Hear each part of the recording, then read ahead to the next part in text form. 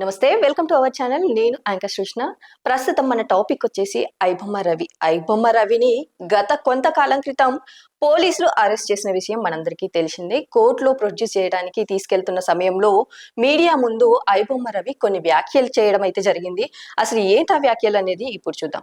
అసలు ఐబొమ్మ అనేది నేనే, ఐబొమ్మ రవి అనేది నేనే అని మీకు ఎవరు చెప్పారు, మీ దగ్గర ప్రూఫ్స్ ఉన్నాయా అనేసి ఐబొమ్మ రవి మీడియాను ప్రశ్నించడం అయితే జరిగింది. అసలు ఈ వ్యాఖ్యలు ఎందుకు చేశారు? నిజంగానే మన దగ్గర ఆధారాలు లేవా? ఒకవేళ ఐబొమ్మ రవి నిజంగా అతనేనా అనే కొన్ని కోణాలు అయితే బయటికి రావడం జరిగింది.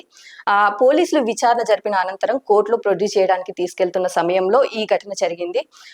అలాగే కోర్టులో ప్రొడ్యూస్ చేసిన తర్వాత చాలా వరకు మళ్ళీ ఆయనకి ఐబొమ్మ రవికి కోర్టు అయితే రిమాండ్ విధించడం జరిగింది. ఏదైతే ఫస్ట్ జైలుకి తీసుకెళ్లే సమయంలో అయితే ఉస్మానియా హాస్పిటల్ కి ఆయన్ని తీసుకెళ్లి కొన్ని టెస్టులు అయితే చేపించడం జరిగింది. ఈ టెస్టులు చేపించిన తర్వాత ఆయన్ని మళ్ళీ జైల్లోకి తీసుకెళ్లడం అయితే జరుగుతుంది. ఇలా జరుగుతున్న సమయంలో ఆయన ఇలా వ్యాఖ్యలు చేయడం ఎంతవరకు కరెక్ట్? అసలు నిజంగానే ఐబొమ్మ రవి చెప్తున్నది నిజమేనా? అసలు ఆయన ఇలాంటి వ్యాఖ్యలు ఎందుకు చేశారు?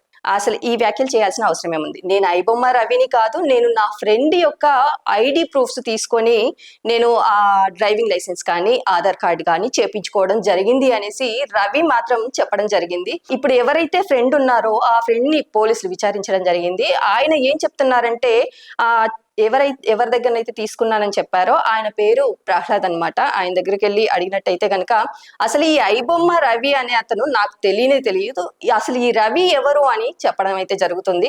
మరి ఇందులో ఎంతవరకు నిజం ఉంది, ఎంతవరకు అబద్ధం ఉంది అనేది మాత్రం మనం ముందు తెలుసుకోవాల్సి ఉంది. నిజంగానే మీడియా అనేది బయట పెడుతుందా ఈ విషయాలు? ఐబొమ్మ రవిగా ప్రూవ్ చేసే ఆధారాలు మన దగ్గర ఉన్నాయా అనేది చూడాల్సి ఉంది.